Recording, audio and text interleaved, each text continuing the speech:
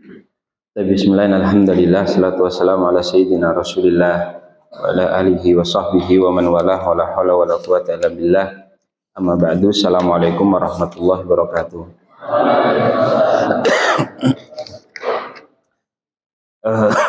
Para tulab sekalian, alhamdulillah pada kesempatan pagi hari ini sebagaimana yang sudah kita janjikan, insyaallah kita akan melakukan majlisul khatmi di hari Jumat yang mulia ini fi Sayyid Ayyamil Usbu, tuanya hari dalam seminggu, ya ini hari Al-Jumu'ah.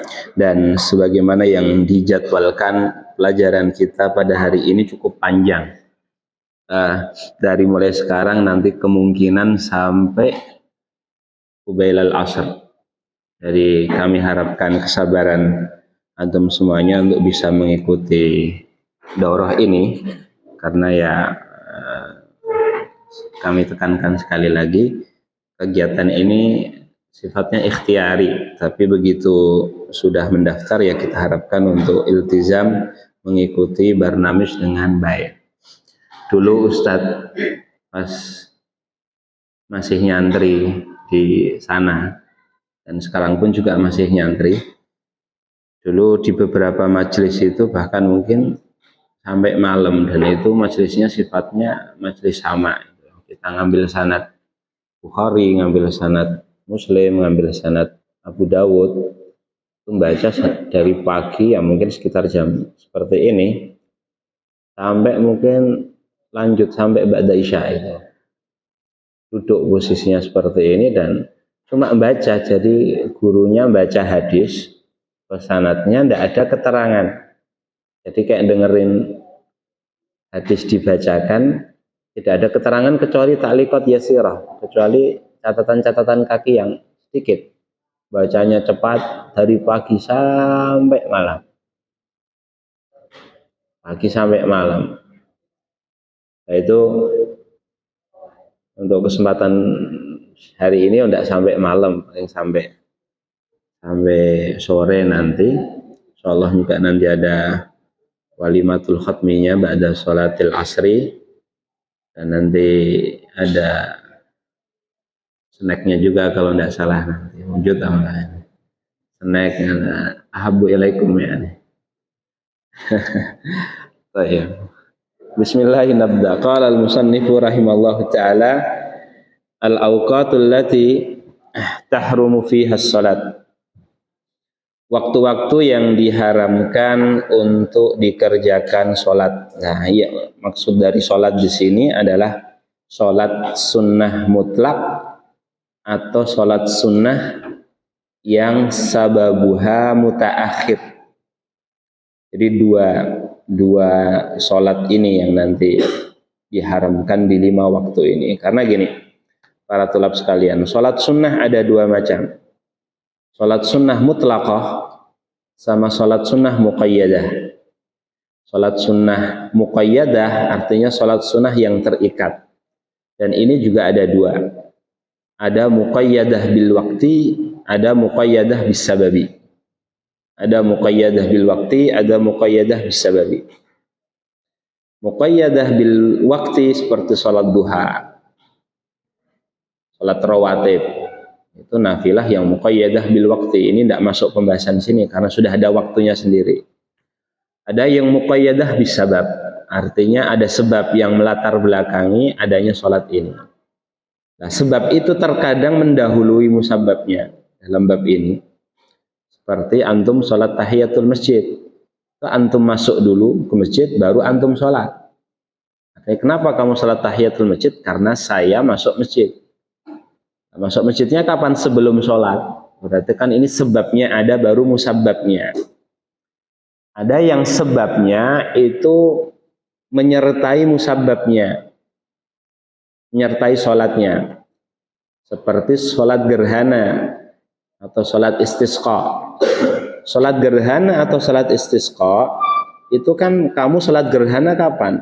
Bukan sebelum gerhana, bukan setelah gerhana, tapi ngepas gerhananya. Ini berarti sebabnya muqarin. Begitu ya istisqa, bukan sebelum paceklik, bukan setelah paceklik, tapi pas paceklik. Itu sebabnya muqarin atau menyertai. Ada yang sebabnya mutaakhir. Sebabnya mutaakhir seperti sholatul istikharah. Kamu sholat dulu baru milih, bukan milih dulu baru sholat.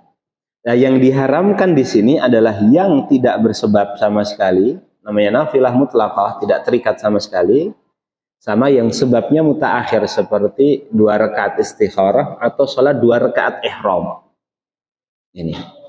Nah, meskipun nanti penentuan apakah sebabnya mutaqaddim apa muqarran ini penentuannya ada khilaf, tapi secara umum seperti yang Ustadz sebutkan tadi itu, karena nanti yang beliau sebutkan di sini mungkin pengungkapannya berbeda dengan yang Ustadz sebutkan. Cuma secara umum yang di kitab-kitab seperti yang Ustadz sampaikan tadi itu. Nah, 5 waktu itu apa? Wa tahrumu sholatu fi khamsati awqat. Yang pertama inda tulu'i syamsi hatta tartafi'a qadra rumhin, ketika matahari terbit sampai meninggi seujung tombak. Sampai meninggi seujung tombak ini fi ra'yil aini, menurut pandangan mata kita ya. Menurut pandangan mata kita. Ya kurang lebih 16 menit setelah matahari terbit. 16 menit setelah matahari terbit baru boleh sholat. Adapun dari mulai terbitnya matahari sebelum meninggi atau sebelum berlalu sekitar 16 menit maka tidak boleh seseorang melakukan sholat sunnah mutlak atau yang sebabnya mutaakhir. Yang kedua indal istiwa'i fi ghairi yaumil jumu'ati hatta tazula. Indal istiwa, ketika matahari tepat berada di atas kepala, istiwa. Ini dikecualikan fi ghairi yaumil jumu'ati, dikecualikan hari Jumat. Adapun hari Jumat maka tidak diharamkan. Nah, sampai kapan diperbolehkan hatta tazula? Sampai dia bergeser. Sampai dia bergeser. Wa indal isfirari hatta tagrub, ketika matahari menguning, ba'da salat asar, ketika matahari menguning sampai matahari tenggelam. Ini juga diharamkan untuk mengerjakan salat yang tadi sudah kita sebutkan, yaitu salat sunnah mutlak atau salat sunnah yang sebabnya mutaakhir seperti istikharah dan 2 rakaat ihram. Wa ba'da salati subhi hatta tatlu as-samsu. Wa ba'da salati subhi, setelah kata ba'da dikasih kata fi'il. Ba'da fi'li salati subhi hatta tatlu asy-syamsu. Demikian juga ba'da fi'li salatil asri hatta taghruba, setelah mengerjakan salat asar, setelah mengerjakan salat subuh sampai matahari terbit. Loh, kenapa harus kita sisipkan setelah mengerjakan? Karena keharaman ini berlaku bagi yang sudah salat subuh. Yang belum sholat subuh belum diharamkan. Misalnya sama-sama bangun jam, setengah 5 misalnya, waktu sholat subuhnya taruhlah setengah 5. Ya, yang satu langsung sholat subuh. Oh, bagi dia berarti kedua sholat tadi itu haram. Yang satu belum sholat subuh, ya bagi dia hukumnya masih boleh untuk mengerjakan sholat sunnah mutlak atau sholat istikharah dan lain sebagainya selama dia belum sholat subuh. Bab asar pun seperti ini bagi yang sudah mengerjakan sholat asar saja. Yang belum mengerjakan sholat asar maka statusnya tidak diharamkan mengerjakan 2 sholat tadi itu. Wala yahrumu fiha ma lahu sababun fil hali katahiyatil masjid. Kalau di sini tahiyatul masjid dimasukkan sebabnya muqarin, sebabnya fil hal. Karena mungkin ya sholatnya ngepasi dia berada di masjid. Sebagian lagi mengatakan tahiyatul masjid itu sebabnya mutaqaddim, karena orang masuk masjid dulu baru sholat. Ini yang tadi Ustaz sampaikan.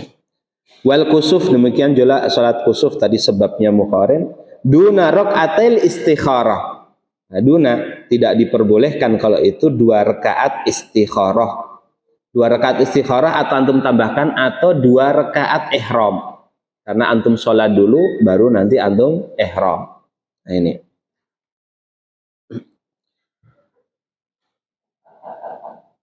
Wa yahrumu ibtida'us sholati ba'da su'udil khatibi fil jumu'ati 'alal mimbar ghairat tahiyyah.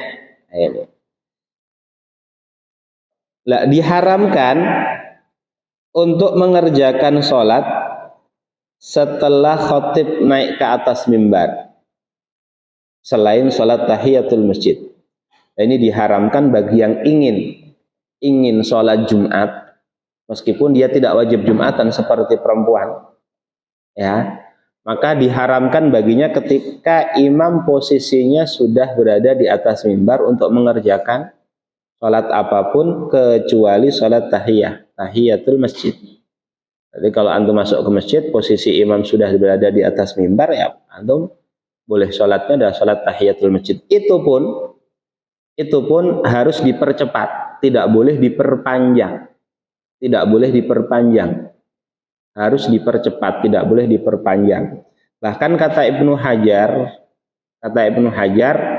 dicukupkan membaca yang rukun-rukun saja.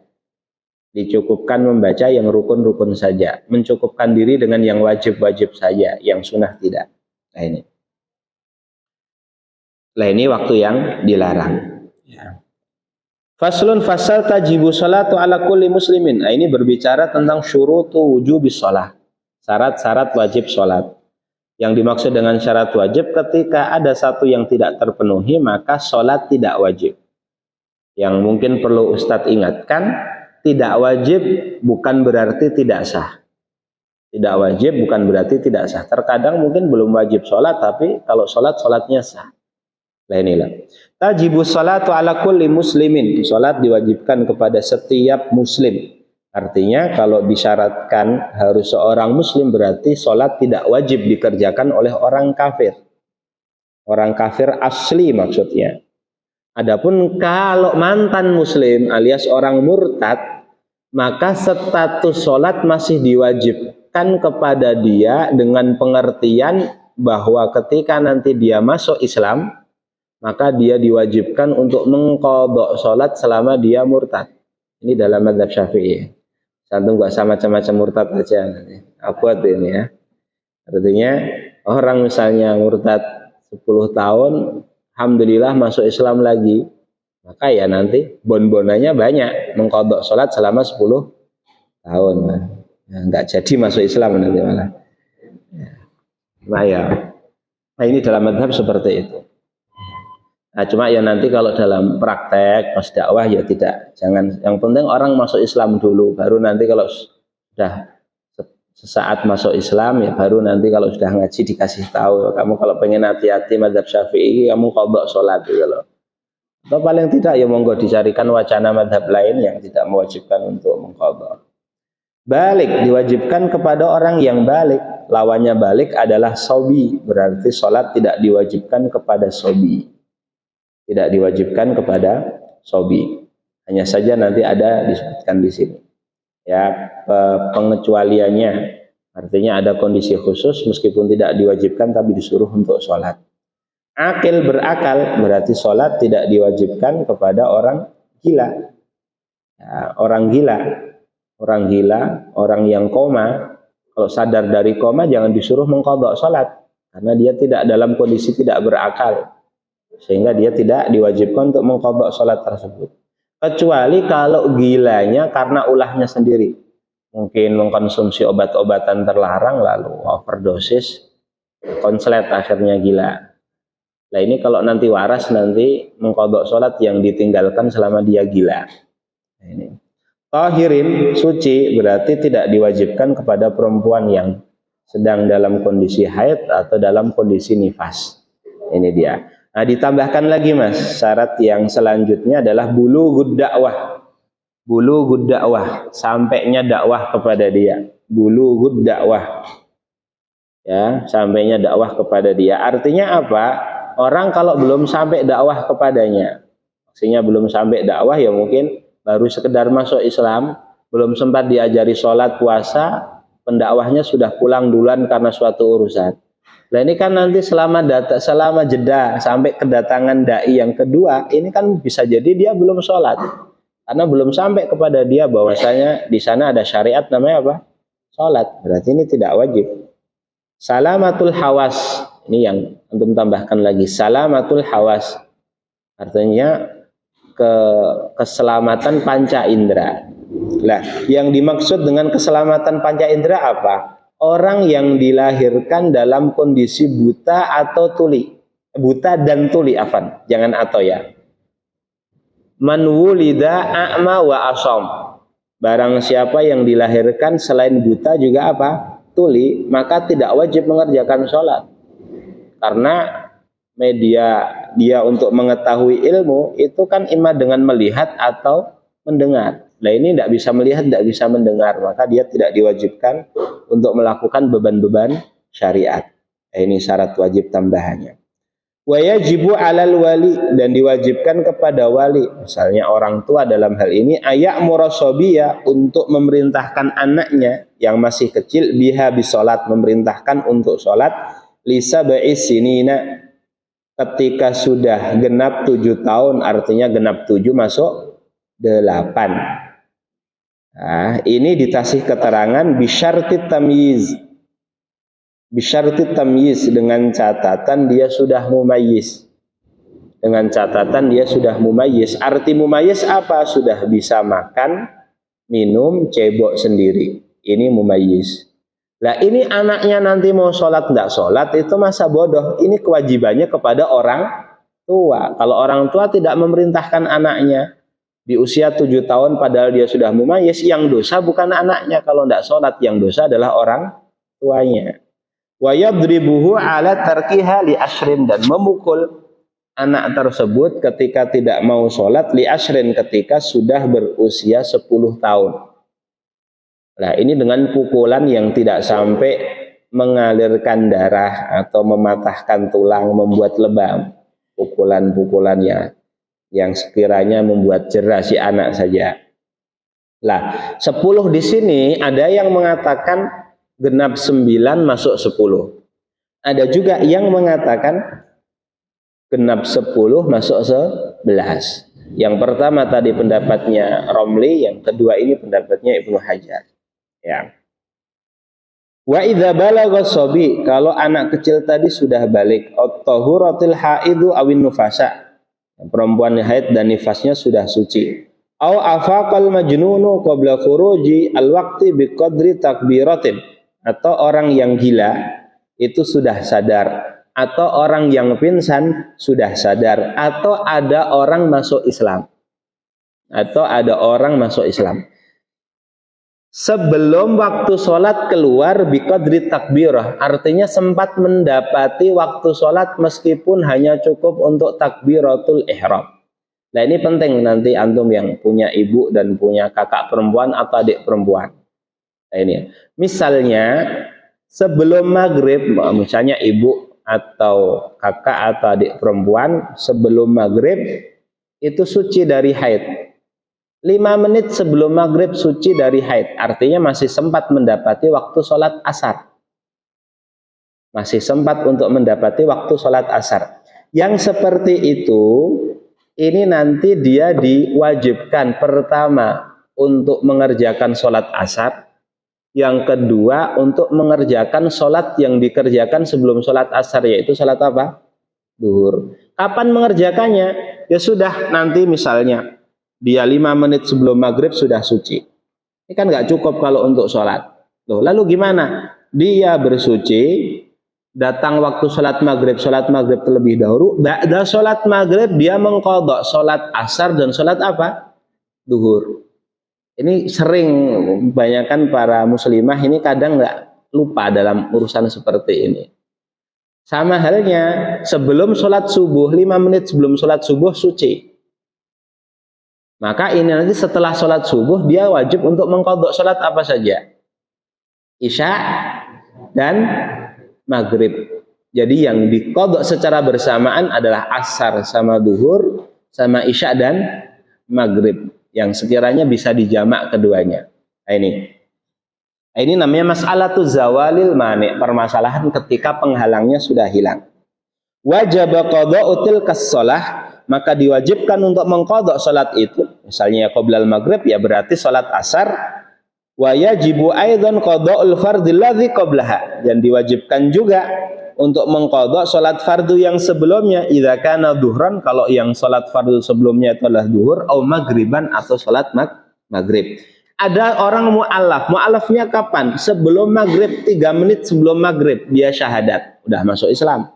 Berarti nanti, oh ya, pas sholat maghrib diajak maghrib bareng, setelah maghrib dikasih tahu, mas, nanti kamu punya kewajiban untuk mengqadha pertama sholat asar, yang kedua sholat apa? Duhur. Atau sebelum subuh, mas kamu punya kewajiban mengqadha sholat apa? Sholat isya dan sholat maghrib. Yang kedua, ini kebalikannya, namanya mas'alatut turuwi al-mani atau turu il-mani. Wa idza dakhala al-waqtu wa madha qadru ma yu'adda bihil fardu thumma hadatil mar'atu aw nufisat aw junna qabla sholati wajaba qada'u tilkas shalah. Jadi gini, ibu antum sudah masuk waktu sholat zuhur. Cuma ya terkadang ibu-ibu biasa masih ditinggal nyuci piring dulu, ditinggal masak dulu, sholatnya agak diakhirkan nanti. Ternyata niatnya mau diakhirkan, ternyata sebelum dia sholat sudah keburu datang apa? Haid.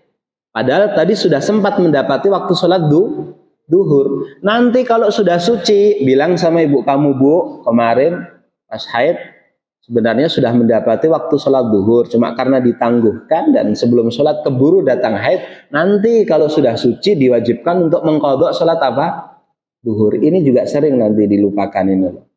Nanti antum beritahu sama ibu, sama adik atau sama kakak ini masalah ini. Ya. Wa yajibu 'alal aba. Wa yajibu 'alal aba, diwajibkan kepada para bapak-bapak kakek. Wal ummahat, para ibu nenek. Wa sayyidil abid, dan juga tuannya para budak, diwajibkan untuk apa? Ta'limu auladihimus shighar, mengajari anak-anak kecil mereka, wa abidihim, dan budak-budak mereka, ma yajibu alaihim, apa-apa yang diwajibkan kepada mereka ba'da bulughihim, setelah mereka balik, minat taharati was salati wasyam, baik itu terkait dengan bersuci, salat, puasa dan lain sebagainya. Lah, dalam hadis disebutkan kullukum ra'in wa kullukum mas'ulun an ra'iyatihi. Setiap dari kalian adalah ra'in, pemimpin, dan setiap kalian akan dimintai pertanggungjawaban atas siapa yang mereka pimpin. Lah, yang seperti itu mengharuskan bagi seorang tua secara khusus. Atau kalau dulu masih ada perbudakan, ya tuan. Maka ini diwajibkan untuk mengajari anak-anaknya hukum-hukum dasar Islam. Cara wudhu, cara tayamum, cara nanti mandi besar, cara sholat, ya, hal-hal yang terkait dengan puasa, yang sekiranya nanti langsung harus mereka lakukan seketika mereka balik. Jadi jangan sampai nanti mengajari mereka baru setelah mereka apa? Balik. Sebelum mereka balik sudah harus dikondisikan terlebih dahulu. Wa yu'arrifuhum, dan memberitahukan kepada mereka tahrimaz zina. Ya, tahrimaz zina, diharamkannya zina. Zina yaitu ilaju hasyafatin fi farjin muharramin mustahan tabaan, memasukkan kemaluan kepada farji yang diharamkan. Dan ini diberitahu bahwa zina itu hukumnya haram. Wal liwat, juga liwat. Ilajul hasyafati fid duburi, memasukkan hasyafah ke dubur baik laki-laki ataupun perempuan, ini juga haram dan dosa besar. Wasariqah, demikian juga mencuri, yaitu akhdhu malil ghairi min hirzihi, mengambil harta orang lain secara aniaya dari tempatnya, itu sariqah. Ya, wasyurbil khamr, diharamkan meminum khamr, wa muskir, dan juga yang memabukkan lainnya, mau itu benda cair, mau itu benda padat, ya. Wa tahrimal kadhibi qalilihi wa katsirihi, diberitahu bahwa berdusta itu haram sedikit ataupun banyak. Wal ghibah, ghibah artinya apa? Dzikruka akhaka ma yakrah, mau menyebutkan ketika saudaramu tidak ada apa-apa yang tidak dia sukai, itu ghibah, menggunjing. Wan namimah, termasuk juga namimah. Namimah artinya naqlul kalami ala wajhil ifsad, menukil omongan untuk merusak hubungan persaudaraan atau pertemanan, itu namanya namimah wa syibhi dzalik, dan perkara-perkara lain yang harus mereka ketahui. Wa yu'allimuhum, dan mengajarkan kepada mereka, annahum, bahwa mereka bil bulughi, setelah balik, yadkhuluna fit taklif, mereka sudah masuk kepada beban taklif. Nak dikasih tahu, nak kamu nanti kalau sudah seperti ini, kamu sudah dikenakan kewajiban dan kamu sudah dikenakan pengharaman. Artinya catatan pahala sebagaimana sudah dicatat, maka catatan dosa pun juga akan diperlakukan. Ini yang dimaksud dengan takyif. Wa yu'arrafu sabi, dan anak kecil dikasih tahu lah balik itu tandanya apa. Diberitahu tentang alamatul buluk. Alamatul buluk annaha bi khamsa asyrata sanatan, dengan dia genap 15 tahun. Genap 15 tahun dari mulai dia keluar dari perut ibunya. Kalau sudah 15 tahun mau mimpi basah atau belum mimpi basah, selama secara usia sudah 15 tahun, maka dia sudah dianggap sudah balik. Au bil ihtilam, atau dengan ihtilam. Kata ihtilam ini diganti dengan imna, au bil imna gitu saja. Bil imna itu dengan keluarnya air mani. Mau itu dengan mimpi basah atau dalam kondisi sadar. Bil imna litis isinin, kalau sudah berusia 9 tahun. Ya. Dengan keluarnya mani baik dalam kondisi sadar, dalam kondisi tidur. Itu sudah balik. Bil haidhi fil mar'ati, atau dengan haid ketika itu seorang perempuan, ini juga ketika sudah berusia kurang lebih 9 tahun. Ya, 9 tahun. Wa ujratu man yu'allimuhu hadza fi malihi. Lah, biaya SPP untuk kalau bapaknya ndak bisa ngajari, kan disuruh ngajari orang lain, dan itu bisa jadi membutuhkan biaya. Lah, SPP-nya diambil dari uangnya siapa? Kalau si anak ini punya uang, maka diambil dari uangnya si anak. Ya. Wa in lam yakun lahu mal fa ala man tajibu alaihi nafaqatuhu. Kalau tidak punya uang, ya sudah diwajibkan kepada orang yang wajib menafkahinya. Siapa orang yang wajib menafkahinya? Ya ayah dalam hal ini kalau dalam rumah tangga. Nah ini tadi itu syurutul wujub dan hal-hal yang terkait dengannya. Faslun fasal wa syurutus shalah, ini syurutus sihah. Nah kalau ini kaitannya kalau tidak terpenuhi maka sholat tidak sah. Syurutus sihhatis sholat sittah. Yang pertama, ma'rifatu waktiha, mengetahui waktu sholat.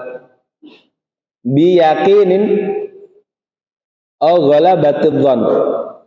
Biyakinin au ghalabatidh dhann, dengan yakin pasti. Pasti itu seperti apa? Kamu melihat sendiri, oh matahari sudah tergelincir. Matahari sudah tergelincir. Atau dengan dugaan kuat, misal kamu ya mendengar adzan dari seorang muadzin yang thiqah, atau kamu diberitahu orang yang melihat langsung bahwa waktu sholat sudah masuk. Atau mungkin dengan istihad dalam kondisi mungkin tidak bawa jam, tidak tahu waktu, ya dia perkirakan dengan upaya apapun supaya dia paling tidak ada kecenderungan, oh ini sudah masuk waktu sholat. Itu namanya istihad. Ya, kama taqaddama, sebagaimana sudah dibahas. Yang kedua, istiqbalul qiblah. Istiqbalu dikasih ainil qiblah. Istiqbalu ainil qiblah.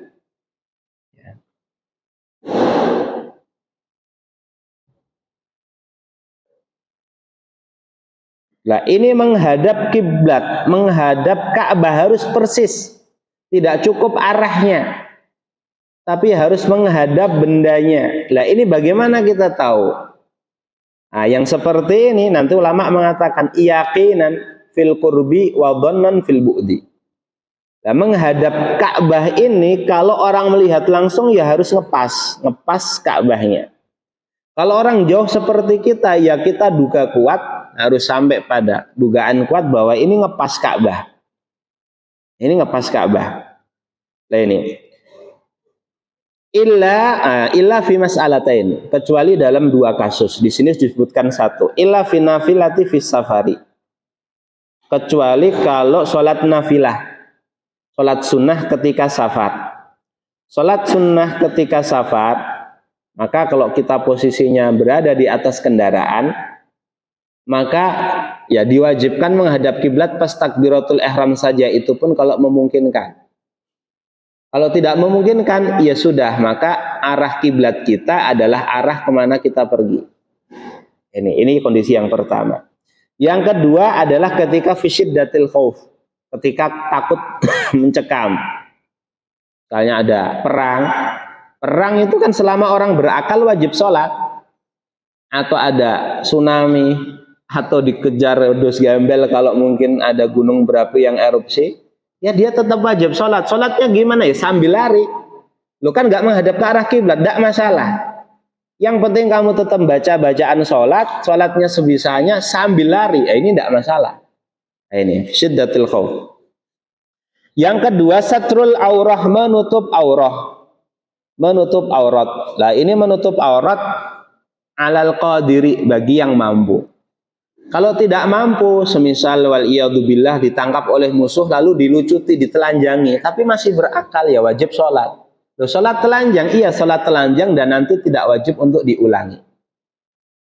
Tidak wajib untuk diulangi. Wa taharatul hadatsain, suci dari dua hadas. Baik itu nanti dengan wudhu ataupun dengan tayamum atau nanti dengan mandi besar. Nah, ini bil ma'i au bit turab, baik dengan air wudhu dan mandi besar atau bit turab dengan tayamum. Ini wa taharatun najasah, suci dari najis fi thawbi pakaian. Pakaian. Masuk dalam kategori pakaian, antum kasih keterangan wa kadza mahmuluhu. Pakaian ini masuk termasuk apa yang kamu bawa. Apa yang kamu bawa. Ini masuk dalam keterangan thaub di sini. Misalnya kamu nanti lulus dari Darussyahadah terus masuk ke kedokteran, lalu jadi dokter misalnya. Kala-kala kamu mungkin nge-lab seseorang, baik itu sampel darah atau sampel urin misalnya. Lalu sampelnya itu masih kamu masukkan ke dalam jas kamu. Lupa terus kamu sholat.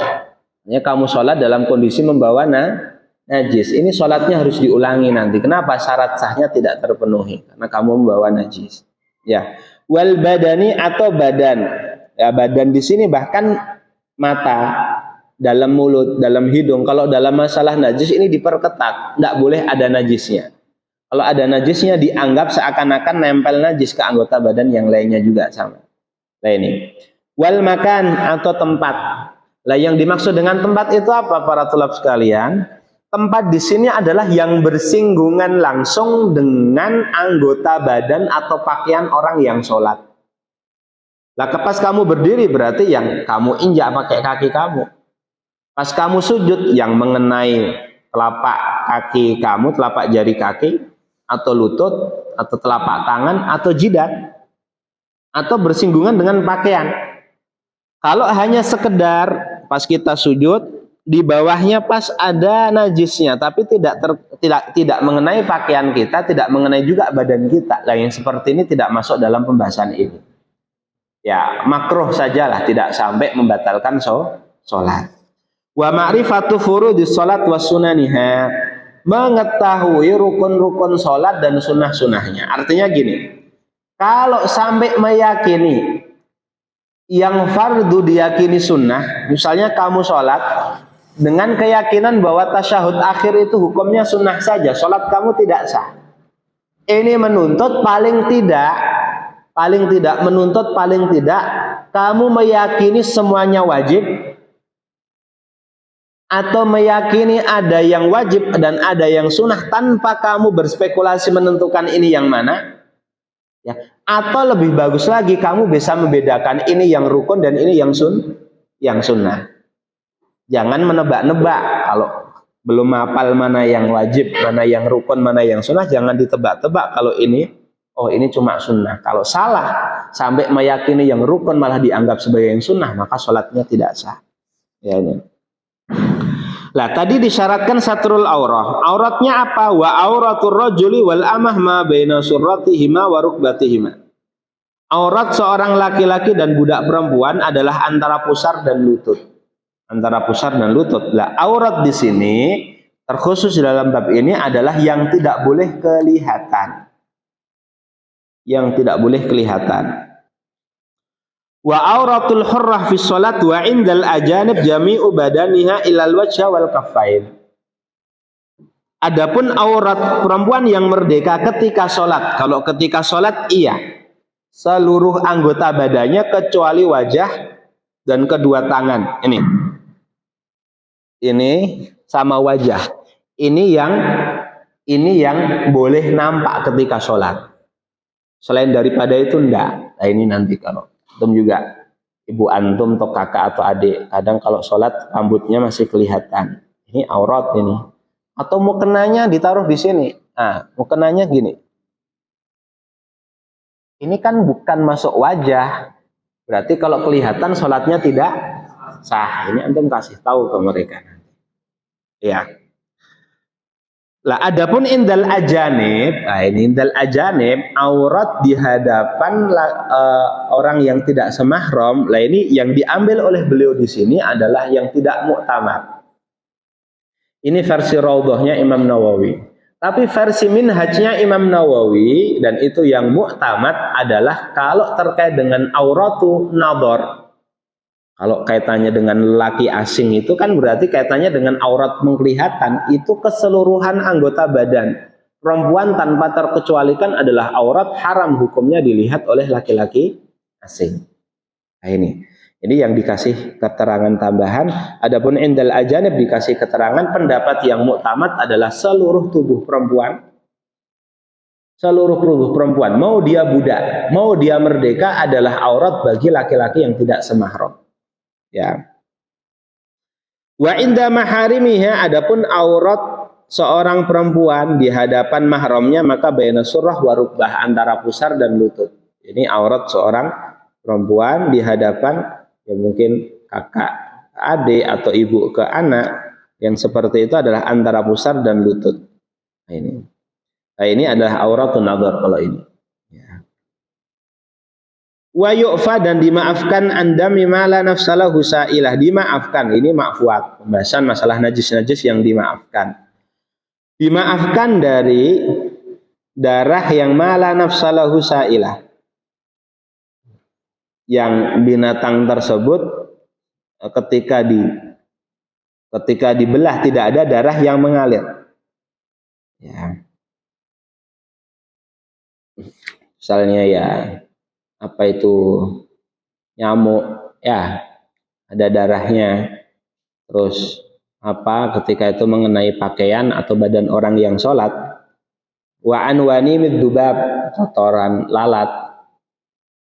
lalat hitam-hitam kecil itu kadang kelihatan kalau pakaiannya putih itu ya, atau mungkin wa andamil batharat, darah jerawat atau bisul ya, qalilihi wa katsirihi, mau itu sedikit ataupun banyak. Wa anqaihid damamil wa sadidiha, apa istilahnya qaih ya, nanah dari damamil, dumal apa bisul ya, atau sodid ya. Sodid itu ma'un raqiqun yukhalitu dam, air yang encer nanti tercampur dengan darah. Biasanya kalau luka-luka ini luka-luka bakar atau apa itu. Ini. Wa anil qalil min damil ajnabi illal kalba wal khinzir, juga darah dari makhluk lain kecuali ini darah anjing dan babi. Kalau darah anjing dan babi maka dia tidak dimaafkan sama sekali. Nah, pembahasan